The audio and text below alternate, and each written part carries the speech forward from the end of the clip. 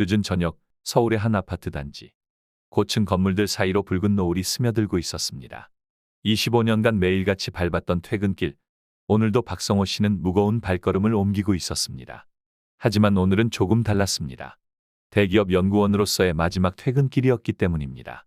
차가운 겨울바람이 불어오자 박성호 씨는 목도리를 바싹 여몄습니다. 55세. 이제는 주름이 깊게 패인 얼굴에는 세월의 흔적이 고스란히 담겨 있었습니다.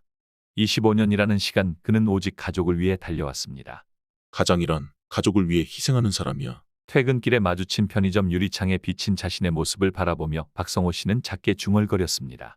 그의 인생은 늘 이 한 문장으로 정의되어 왔습니다. 연봉 약 9천만 원, 서울 강남의 한복판에 대출을 내어 마련한 아파트, 두 자녀의 명문대 등록금까지. 그가 쌓아온 모든 것들은 가족을 향해 있었습니다. 본인의 꿈이었던 해외 유학도, 젊은 시절부터 가지고 싶었던 취미 생활도 모두 뒤로 미뤘습니다. 출근길 지하철에서 마주치는 사람들이 읽는 여행 잡지를 볼 때면 가끔 동경의 눈빛을 보내기도 했습니다. 하지만 그때마다 박성호 씨는 고개를 저었습니다. 아니야. 지금은 아이들 교육이 더 중요해. 주말에도 그는 늘 연구실로 향했습니다. 더 많은 연구 성과를 내면 승진도 빨라지고 그만큼 가족들에게 더 나은 삶을 제공할 수 있을 거라 믿었기 때문입니다. 밤늦게 퇴근하는 날이면 편의점에서 산 도시락으로 끼니를 때우는 일도 많았습니다. 내가 고생하면 가족이 행복할 거야. 이 믿음 하나로 그는 모든 것을 견뎌낼 수 있었습니다. 중학생이었던 큰딸이 명문대에 입학했을 때의 기쁨, 고등학생이던 작은아들이 전국 수학경시대회에서 수상했을 때의 자부심. 그 순간들이 그의 희생을 모두 보상해주는 것 같았습니다. 매달 들어오는 월급의 대부분은 가족들을 위해 사용되었습니다. 아내의 골프 레슨비, 자녀들의 학원비, 그리고 가족 여행 자금까지. 자신을 위해서는 한 달에 몇만 원의 용돈만을 남겼습니다. 점심 식사도 회사 구내식당에서 해결하며 가능한 한 모든 비용을 아끼려 노력했습니다. 그의 책상 서랍 한켠에는 낡은 가죽 지갑이 하나 있었습니다. 20년 전 아내가 생일 선물로 준 지갑이었습니다. 겉면은 이미 많이 닳았지만 그는 한 번도 새 것으로 바꾸지 않았습니다. 그 지갑 속에는 가족들의 어린 시절 사진이 고이 접혀 있었습니다. 밤늦게까지 연구실에서 실험을 하다가 지칠 때면 그 사진들을 꺼내보곤 했습니다. 아이들의 초등학교 입학식 날 찍은 사진, 아내와 함께 찍은 결혼기념일 사진. 그 사진들을 보며 그는 다시 힘을 내었습니다. 조금만 더 힘내자. 이제 얼마 안 남았어. 하지만 세월은 빠르게 흘러갔고 어느새 정년퇴직의 순간이 다가왔습니다. 25년간의 직장 생활, 그 긴 시간 동안 그는 단 한 번도 자신의 선택을 후회하지 않았습니다. 가족의 행복을 위해 달려온 시간들이 모두 의미 있었다고 믿었기 때문입니다. 퇴직을 앞둔 마지막 날 박성호 씨는 자신의 연구실을 정리하며 잠시 생각에 잠겼습니다. 이제는 가족들과 함께 그동안 미뤄두었던 행복한 시간을 보낼 수 있을 거라는 기대감이 가득했습니다. 하지만 그는 알지 못했습니다. 앞으로 펼쳐질 현실이 자신이 꿈꿔온 모습과는 너무나도 다르다는 것을. 가족의 행복을 최우선으로 생각하며 달려온 25년. 하지만 정년퇴직 후 그를 기다리고 있는 것은 예상치 못한 현실이었습니다. 2014년 1월 첫눈이 내리던 날이었습니다. 박성호 씨는 퇴직금 3억 원이 입금된 통장을 바라보며 깊은 숨을 내쉬었습니다. 25년간의 직장 생활이 끝나고 이제 새로운 삶이 시작되는 순간이었습니다. 드디어 가족들과 좋은 시간을 보낼 수 있겠구나. 창밖으로 하얗게 쌓이는 눈을 바라보며 박성호 씨는 설레는 마음으로 미래를 그려보았습니다. 아내와 함께 가보고 싶었던 유럽 여행, 바쁜 직장 생활로 자주 만나지 못했던 자녀들과의 소중한 시간들. 이제는 그 모든 것을 실현할 수 있을 것만 같았습니다. 하지만 현실은 그의 기대와는 너무나도 달랐습니다. 퇴직 첫날 그는 일찍 일어나 아내를 위해 정성스럽게 아침 식사를 준비했습니다. 오랜만에 장을 보고 신선한 재료로 아내가 좋아하는 된장찌개를 끓였습니다. 하지만 아내는 서둘러 나가며 말했습니다. 여보, 미안해. 오늘 아침은 친구들과 약속이 있어서. 식탁에 놓인 따뜻한 된장찌개는 식어갔고 박성호 씨는 홀로 그 자리에 앉아 있었습니다. 처음에는 바쁜 일이 있나 보다 하고 이해하려 했습니다. 하지만 이런 상황은 계속해서 반복되었습니다. 아빠, 저 수업 있어서요. 다음에 통화할게요. 여보, 친구들이랑 약속이 있어서. 저녁은 알아서 챙겨 먹어. 매일 아침 아내는 서둘러 집을 나섰고 저녁이 되어서야 돌아왔습니다. 주말에도 골프 모임, 친구 모임, 동호회 활동으로 집을 비웠습니다. 자녀들과 통화를 시도해도 늘 바쁘다는 대답만 돌아왔습니다. 퇴직 전에는 미처 느끼지 못했던 일상의 적막감이 서서히 그를 감싸기 시작했습니다. 넓은 아파트는 갑자기 너무나도 커다랗게 느껴졌고 시계 초침 소리는 유난히 크게 들려왔습니다. 퇴직 전에는 나를 필요로 했는데 창가에 서서 바깥을 바라보며 박성호 씨는 작게 중얼거렸습니다. 출근하는 사람들의 발걸음을 바라보다 보면 문득 자신도 그 속에 섞여 있던 시절이 그리워졌습니다. 가족들과의 대화는 점점 줄어들었습니다. 식사 시간에도 각자 휴대폰만 들여다보거나 짧은 대답으로 대화가 끝나버리기 일쑤였습니다. 그는 자신의 존재가 점점 투명해지는 것 같은 기분을 느꼈습니다. 아빠 죄송해요. 이번 주말에 친구들이랑 약속이 있어서요. 여보, 나 오늘 늦게 들어올 것 같아요. 매일 같이 듣는 이런 말들은 그의 마음을 조금씩 무너뜨렸습니다. 25년간 한 번도 흔들리지 않았던 그의 자존감이 서서히 무너져 내리기 시작했습니다. 퇴직 후 처음 맞이한 그의 생일날이었습니다. 아침부터 기대에 부풀어 특별한 저녁 식사를 준비했지만 아내는 친구와의 약속이 있다며 나갔고 자녀들은 축하 문자 메시지 한 통으로 대신했습니다. 이제 나는 가족에게 어떤 존재일까? 텅 빈 거실에 홀로 앉아 박성호 씨는 깊은 생각에 잠겼습니다. 창밖으로 보이는 도시의 불빛들이 유난히 쓸쓸해 보였습니다. 직장에서는 늘 존경받는 선배였고 책임감 있는 팀장이었으며 열정적인 연구원이었습니다. 하지만 이제 그 모든 역할이 사라졌습니다. 가정에서조차 그의 존재감은 점점 희미해져 갔습니다. 퇴직 후 석 달째 되던 날 그는 문득 옛날 앨범을 펼쳐보았습니다. 자녀들의 어린 시절 사진, 신혼 시절의 아내와 찍은 사진들. 그 시절에는 모두가 행복해 보였습니다. 하지만 지금 그 행복했던 순간들은 마치 다른 사람의 이야기처럼 멀게만 느껴졌습니다. 시간은 계속해서 흘러갔고 박성호 씨의 하루하루는 점점 더 외로워져만 갔습니다. 그리고 그는 서서히 깨닫기 시작했습니다. 자신이 그토록 바라던 가족과의 시간이 현실에서는 이토록 다르게 펼쳐질 수 있다는 것을. 퇴직 후 1년 봄비가 내리는 어느 날이었습니다. 박성호 씨는 통장 잔고를 확인하며 한숨을 내쉬었습니다. 매달 400만 원씩 빠져나가는 생활비 그리고 예상치 못한 지출들이 퇴직금을 조금씩 갉아먹고 있었습니다. 자녀의 대학원 등록금, 아내의 여행 경비 등등. 가족들의 요청은 계속되었고 그때마다 박성호 씨는 망설임 없이 지갑을 열었습니다. 가족이 우선이지라는 생각으로 퇴직금이 줄어드는 것을 지켜보았습니다. 창밖으로 떨어지는 빗방울을 바라보며 그는 지난 1년을 돌아보았습니다. 아침마다 텅 빈 식탁에 혼자 앉아있는 시간이 늘어났고 저녁이면 차가운 반찬을 데워 먹는 날이 많아졌습니다. 이번에 골프 레슨비가 좀 올랐네. 용돈을 조금만 더 올려줄 수 있을까? 아빠, 제가 해외 인턴십 프로그램에 지원하려고 하는데요. 매번 돈이 필요할 때만 걸려오는 전화. 그때만 잠시 따뜻해지는 목소리들. 하지만 그 순간이 지나면 다시 일상은 차갑게 식어갔습니다. 퇴직 후 3년차가 되었을 때 상황은 더욱 악화되었습니다. 자녀들은 졸업 후 해외 취업에 성공했다며 기쁜 소식을 전했습니다. 하지만 그 기쁨도 잠시, 이제 그들과의 만남은 1년에 한두 번으로 줄어들었습니다. 아빠, 저 지금 바빠서요. 나중에 다시 전화드릴게요. 그러나 그 나중이라는 시간은 좀처럼 오지 않았습니다. 아내는 더욱 바빠졌습니다. 골프 동호회, 요가 클래스, 친구들과의 모임. 집에 있는 시간보다 밖에서 보내는 시간이 더 많아졌습니다. 여보, 요즘 왜 그렇게 예민해요? 퇴직하고 쉬니까 더 좋아해야 하는 거 아니에요? 아내의 말에는 항상 무언가를 이해하지 못하는 사람을 대하는 듯한 어조가 묻어 있었습니다. 저녁 식사 시간, 텔레비전 소리만이 가득한 거실에서 박성호 씨는 문득 깨달았습니다. 자신의 통장 잔고는 줄어들고 있지만 정작 가족과의 관계는 더욱 멀어지고 있다는 것을. 퇴직금 통장을 들여다보며 그는 쓴웃음을 지었습니다. 3억이었던 퇴직금은 어느새 절반 가까이 줄어들어 있었습니다. 생활비, 자녀들의 학비 지원, 아내의 여행 경비. 돈은 나갔지만 그만큼의 따뜻함은 돌아오지 않았습니다. 나는 가족을 위해 모든 걸 바쳤는데 가족은 나를 필요로 하지 않는구나.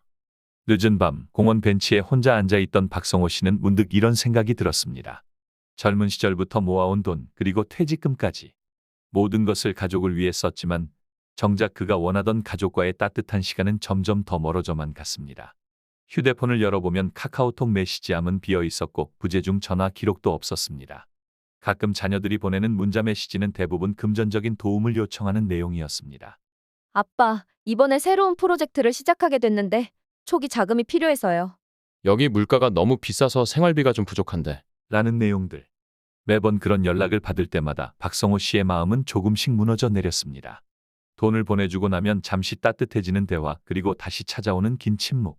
이것이 그가 25년간 꿈꿔온 가족의 모습은 아니었습니다. 퇴직 후 3년째 되던 해 겨울 그는 처음으로 연금을 받기 시작했습니다. 하지만 그 금액으로는 현재의 생활 수준을 유지하기에 턱없이 부족했습니다. 결국 그는 조금씩 적금을 해지하기 시작했고 주식도 일부 매도해야 했습니다. 창밖으로 보이는 도시의 불빛들이 흐릿하게 반짝였습니다. 마치 그의 희미해져가는 존재감처럼 그 불빛들도 점점 더 멀게만 느껴졌습니다. 외롭다. 한밤중 텅 빈 거실에서 박성호 씨는 작은 목소리로 중얼거렸습니다. 그의 눈가에는 어느새 눈물이 고여 있었습니다. 2019년 봄 벚꽃이 흩날리던 어느 날이었습니다. 퇴직 후 5년째 박성호 씨의 일상은 변함없이 고요했습니다. 그날도 평소처럼 아침 식사를 준비하고 있을 때였습니다. 오늘은 가족회의를 좀 하고 싶은데. 아내의 갑작스러운 제안에 박성호 씨는 잠시 손을 멈추었습니다. 저녁이 되자 가족들이 하나둘 모여들었습니다. 오랜만에 모인 가족회에 거실 소파에 둘러앉은 가족들의 표정이 어딘가 무거워 보였습니다. 여보, 아내가 입을 열었습니다.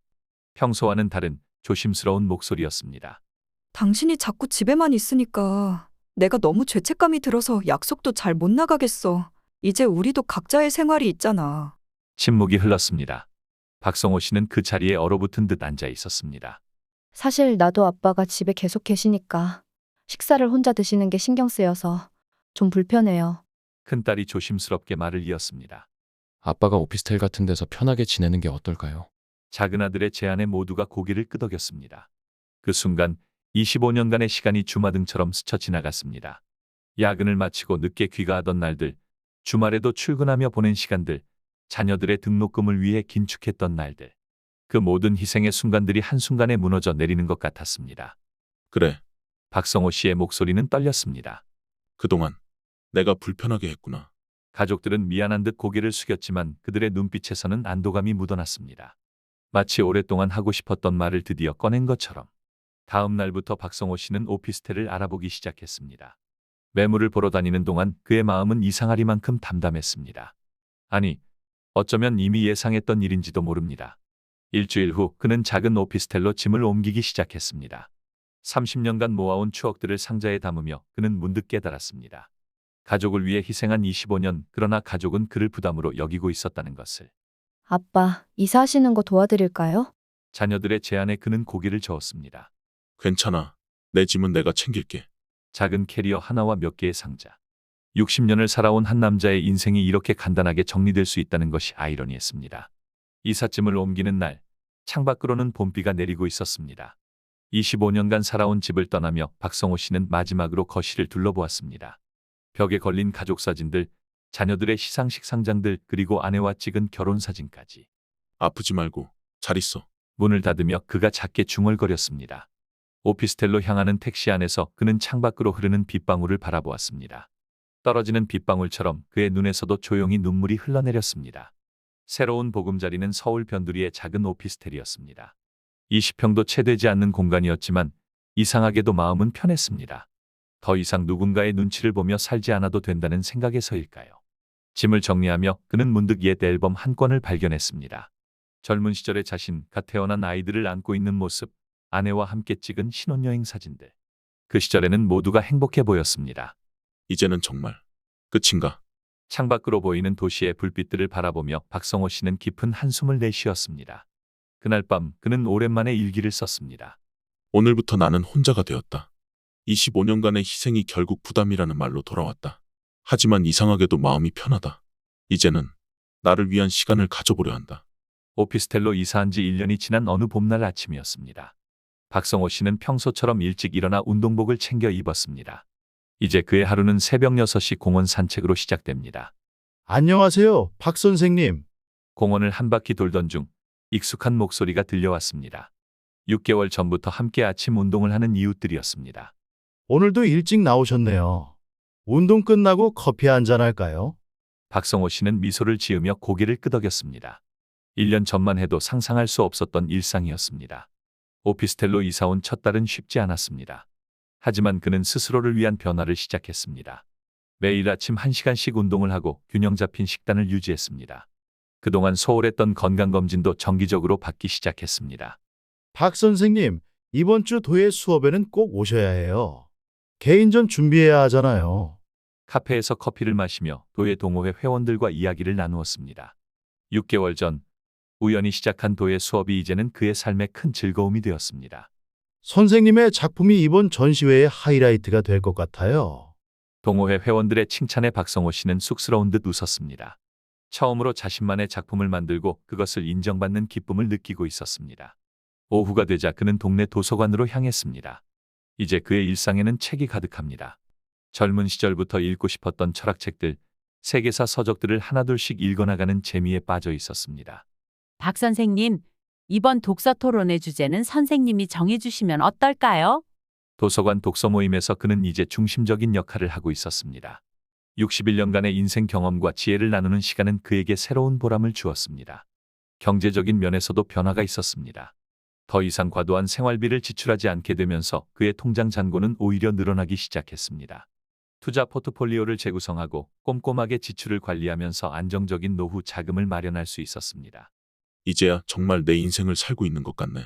저녁 식사를 준비하며 그는 문득 혼잣말을 했습니다. 작은 오피스텔이지만 이곳에서의 생활은 의외로 풍요로웠습니다. 그리고 어느 날 오랫동안 울리지 않았던 전화벨이 울렸습니다. 여보세요? 아빠, 이번 주말에 시간 괜찮으세요? 큰딸의 목소리였습니다. 요즘 뭐하고 지내세요? 오랜만에 들려오는 자녀의 목소리에 그는 잠시 말을 잇지 못했습니다. 하지만 이내 편안한 미소를 지으며 대답했습니다. 아주 재미있게 잘 지내고 있지.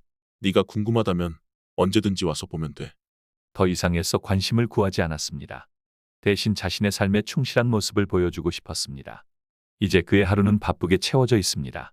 아침 운동, 도예 수업, 독서 모임, 때로는 혼자만의 여행을 떠나기도 합니다. 처음으로 자신을 위한 시간을 가지면서 그는 진정한 행복이 무엇인지 깨달아가고 있었습니다. 나는 평생 가족을 위해 살았지만 가족은 나를 위해 살지 않았구나. 이제는 이 말이 원망으로 들리지 않았습니다. 오히려 새로운 삶을 시작할 수 있게 해준 깨달음이었습니다. 이제 내 인생을 살 차례야. 거울 속에 비친 자신의 모습을 바라보며 박성호 씨는 환하게 웃었습니다. 주름이 깊게 패인 얼굴이지만 그 눈빛은 그 어느 때보다도 반짝이고 있었습니다. 1년이라는 시간이 지나면서 그는 완전히 다른 사람이 되었습니다. 더 이상 가족을 위해 희생하는 삶이 아닌 자신의 삶을 주도적으로 살아가는 한 인간으로 성장했습니다. 시간이 흘러 2024년 겨울, 눈이 소복이 쌓인 어느 오후였습니다. 박성호 씨는 도예 교실에서 마지막 작품을 완성하고 있었습니다. 그의 첫 개인전이 일주일 앞으로 다가왔습니다. 선생님, 정말 멋진 작품이에요. 수업을 마치고 돌아가려는 학생들이 그의 작품을 보며 감탄했습니다. 고맙습니다. 다들 도와주신 덕분입니다. 박성호 씨는 미소를 지으며 대답했습니다. 65년을 살아왔지만 이제야 진정한 자신의 모습을 찾아가는 것 같았습니다. 도예 교실을 나와 집으로 향하는 길, 그는 문득 발걸음을 멈추었습니다. 길가의 카페에서 한 가족이 즐겁게 이야기를 나누는 모습이 보였기 때문입니다. 젊은 부부와 그들의 부모님 그리고 아이들까지. 가족들이 희생을 당연하게 여기게 만들지 말게. 그는 작은 목소리로 중얼거렸습니다. 지난 1년간의 경험이 그에게 가르쳐준 가장 중요한 교훈이었습니다. 집으로 돌아와 차를 한 잔 마시며 그는 지난 날들을 돌아보았습니다. 25년간의 회사 생활, 가족을 위한 끝없는 희생, 그리고 마지막 가족회의에서 들었던 부담이라는 말까지. 내가 행복해야 가족도 행복할 수 있다. 이제는 이 말의 진정한 의미를 이해할 수 있었습니다. 노후 준비의 핵심은 단순히 돈을 모으는 것이 아니었습니다. 건강, 경제력, 그리고 관계의 균형. 이 세 가지가 조화롭게 유지되어야 진정한 행복을 찾을 수 있다는 것을 깨달았습니다. 그의 하루는 이제 규칙적으로 변했습니다. 아침 6시 기상, 공원 산책과 운동으로 건강을 관리하고 도예와 독서로 취미 생활을 즐기며 새로운 친구들과의 만남으로 관계를 쌓아갔습니다. 경제적인 면에서도 더 이상 무조건적인 지출은 없었습니다. 자신의 생활에 필요한 만큼만 사용하고 나머지는 미래를 위해 투자했습니다. 이러한 변화는 오히려 그의 자산을 늘리는 결과로 이어졌습니다. 당신은 지금 누구를 위해 살고 있습니까? 독서 모임에서 토론하던 중 던진 이 질문은 많은 사람들의 마음을 울렸습니다. 특히 비슷한 연령대의 참가자들은 깊은 공감을 표현했습니다. 사랑도 희생도 균형이 필요하다. 이것이 박성호 씨가 10년간의 경험을 통해 얻은 결론이었습니다. 저녁이 되자 그의 휴대폰이 울렸습니다. 아내였습니다. 여보, 이번 주말에 시간 돼? 가족들이랑 같이 식사라도. 잠시 침묵이 흘렀습니다. 그리고 그는 차분히 대답했습니다. 미안해.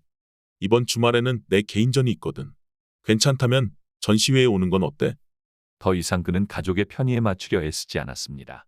대신 자신의 삶을 당당하게 살아가는 모습을 보여주고 싶었습니다. 창밖으로 눈이 조용히 내리고 있었습니다. 그 모습을 바라보며 박성호 씨는 생각했습니다. 진정한 가족의 의미는 무엇일까?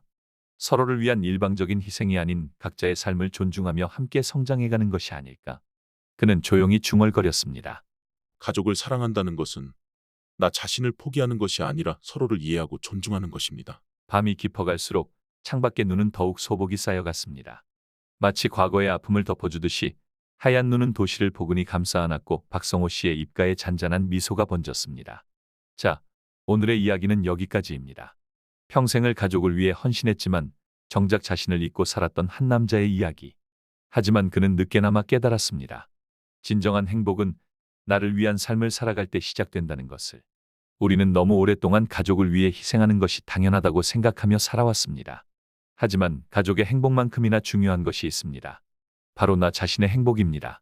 노후 준비의 핵심은 단순히 돈을 모으는 것이 아닙니다. 건강, 경제력, 그리고 관계의 균형. 이 세 가지가 조화롭게 유지되어야 진정한 행복을 찾을 수 있습니다. 박성호 씨는 이제 그 세 가지의 균형을 맞추며 새로운 삶을 살아가고 있습니다. 사랑도 희생도 균형이 필요합니다. 이제는 여러분 자신을 위한 삶을 살아보세요. 건강, 경제, 관계. 세 가지 균형을 맞춰서 행복한 노후를 준비하세요. 여러분의 인생에서 진정한 행복은 무엇인가요?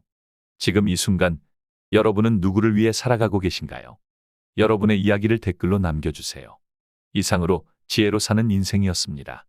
오늘 영상이 도움이 되셨다면 좋아요와 구독을 눌러주세요.